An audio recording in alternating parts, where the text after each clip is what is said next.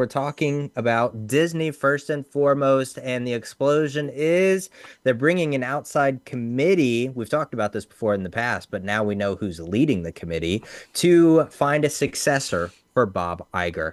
And they're bringing the company, Morgan Stanley's former CEO, James Gorman, in to figure out who's going to be best. And I mean, we do know some internal CEO candidates for the Disney board is said to be considering basically all four of its division heads, like Disney Entertainment co-chairs Dana Walden, Alan Bergman, and then of course ESPN's chairman Jimmy Petrillo and Josh DeMero, and then of course the head of Disney Parks and Experiences Productions as well. So Yeah. we've known a little bit about, some of the people that they've had their eye on a little bit. We know what Dustin's pick is because we talked about that a little bit before, and you'll get your chance to plead your case. But I mean, it's very interesting too because maybe this is what went wrong the first time around. Like maybe he was just so busy, so swarmed with trying to get Disney Plus off the ground because that was the initial,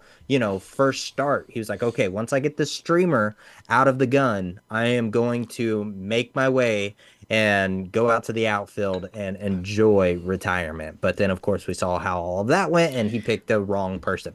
But it's going to be very interesting to have an outside person come in and do it just because, I mean, not having any like relationships with these type of people or with these heads of the each divisions, which I think is a gift and a curse because I don't know. I feel like the amount of time and the amount of tenure that Bob Iger has and the relationship that he's built with these division heads, like he can really gauge what type of people they are. But I mean, also if you go back, I don't, and it didn't seem like Iger and Chapek ever really had a good relationship. I mean, when things were running, rocking and rolling at the parks, everything was fine, and I guess they were like chummy, rubbing shoulders at that time. But then when you saw his true colors, Chapek's true colors, then that's when the void came out. That's for sure. But I think this is a good move to bring in somebody out of the company to try to figure out what's the best plan.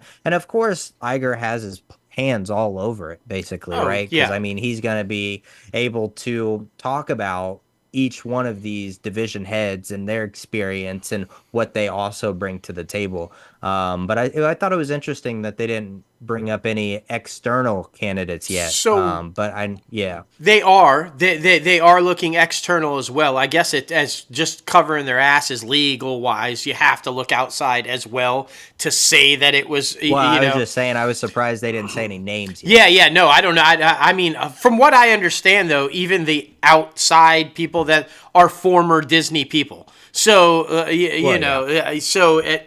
outside, yes. And I should say, we should clarify that James Gorman, he is newly minted on the Disney board. So He he is. is a board member, but day-to-day operations, he's not there. He's on the board and he's new. So like you said, there's not a relationship there. He doesn't know these Yeah. people on a daily basis. He's not friends with them unless he's interacted with them on an outside basis. But he's basically coming in as a new board member with all these new people going, oh, okay, now I'm going to lead this committee.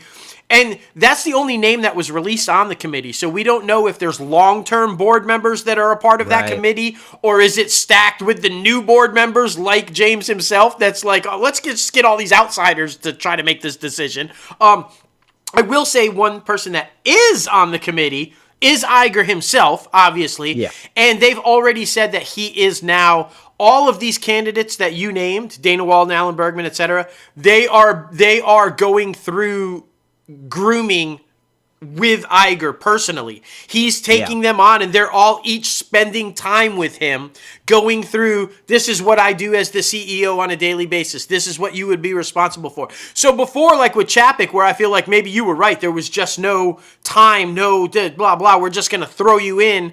And then we didn't really realize what we were getting when we threw you in. Right. These people will have an idea of what's expected, what goes on, and they're being groomed, if you will, for the eventual spot if one of these were to get them. My thought process on it is,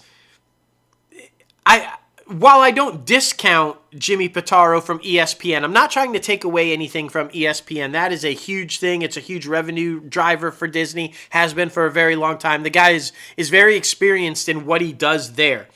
And I'm going to say the same thing for Josh D'Amaro, head of the parks. But we saw the disaster that Chapek was, being the head of the parks and then trying to be the head of the company. It's just two totally different ball games. It just is. So in my opinion, it should be either Dana Walden or Alan Bergman, because running the film studios, running Walt Disney Studios, which also means you're over Pixar, you're over Marvel Studios, you're over Walt Disney Animation. It is the closest thing that resembles actually running the whole company. You have the daily decisions and the processes that you make when you're running the film studio echo, in part, the same type things that you would be making decisions on when you're running the company. So I just feel like it's like a senator running for president as opposed to somebody who's never served office before, right? You might be a great businessman, but if you've never served in political office before, you don't know how it works. So I just feel like Dana Walden and Alan Bergman know how it works, and could be easily transitioned in.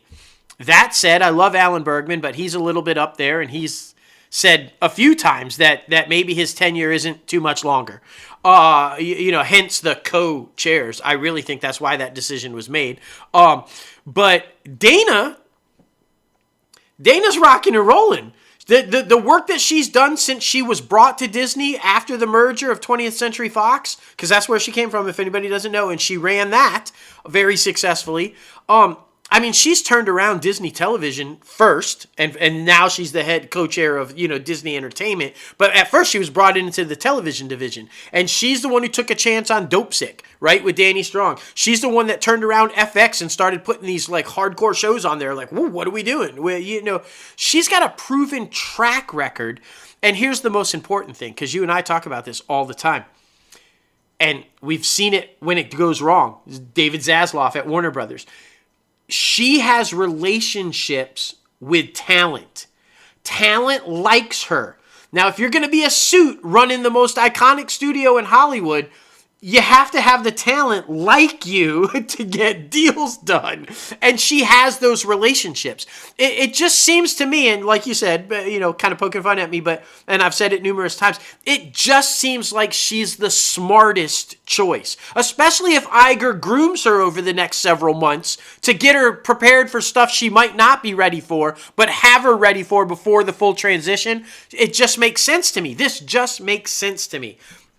And it looks very, very that we might have the first female president of the United States. So it only makes sense that we should have the first female CEO of Disney. It's time. After 100 years, come on. And forget it. I'm not trying to say, let's just put a woman in. Let's be, politically correct, blah, blah, blah. She's the most qualified, in my opinion. She just, out of all of the people, she seems to be the one most capable of taking over the company and continuing to further it forward with those family values and with the vision that they have. That's just my opinion, but I'm all for Dana.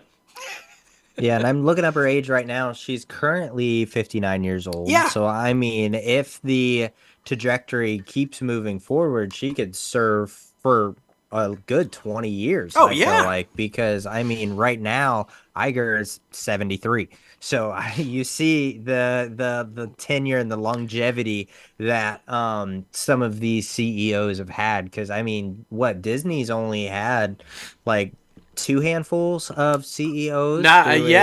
So Walton Roy, and then you had his son-in-law.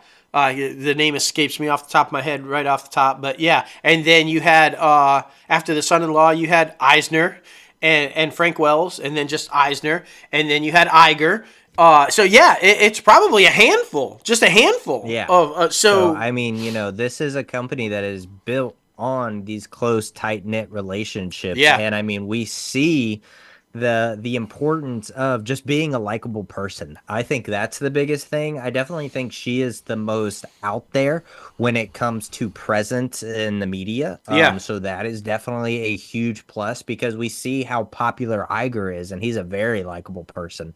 So I think that is definitely a key factor in one of the key factors, I should say, in picking the next person because you just have to, if you're in charge of the biggest family friendly content overall just mecca that is Disney, you have to be a likable person, Yeah. right? I Yeah. mean, I just recently listened to something, I forget what it was, but I recently listened to something about Bob Chapek taking his kids to, it was either Disney World or Disneyland, and he was told that, we want to get pictures with you shaking hands with people, meeting people, doing that type of thing. And he didn't want to do that at Yeah. all. Yeah. He's a No. very reserved person. There's nothing wrong with being a reserved person. There's nothing wrong with not being a people person. But if you're in that job, in that specific company, you have to do what you have to do. You know what you signed up for, You. especially the amount of time that he was at the parks. Like that was your bread and butter for Yeah. so long. Yeah. So I You mean, I were. just felt like that was crazy. No, you're literally the face of the company next to Mickey Mouse. Yeah. I mean, I think that nobody would really argue that Mickey Mouse slash Walt Disney is probably the single most recognized iconic brand in the world. Maybe some people Yeah. would argue Coke or the Superman Yeah. insignia or whatever. But Disney slash Mickey Mouse is probably the most iconic and most recognized brand in the world. So it's a face. And if you're the head of that company, like it or not, you are a face. There's a Yeah. reason why you saw Eisner hosting Sunday night, Walt Disney World Sunday night programming. There's a reason why you saw Iger and Eisner always in pictures with Pluto and Mickey, and because they understand that they too now are the face. You have to be a lovable character with these lovable characters because that's what you're doing. But you also have to be stern, hold your ground, and make solid decisions. And the one thing that I like about Dana is the one thing that I really like about Iger as well. He owns when he does something wrong. He Yeah. owned it. I mean, he's faced a little controversy over the past year or so, saying some stuff or whatever, but he's the first to admit that the succession plan the first time around, he did wrong.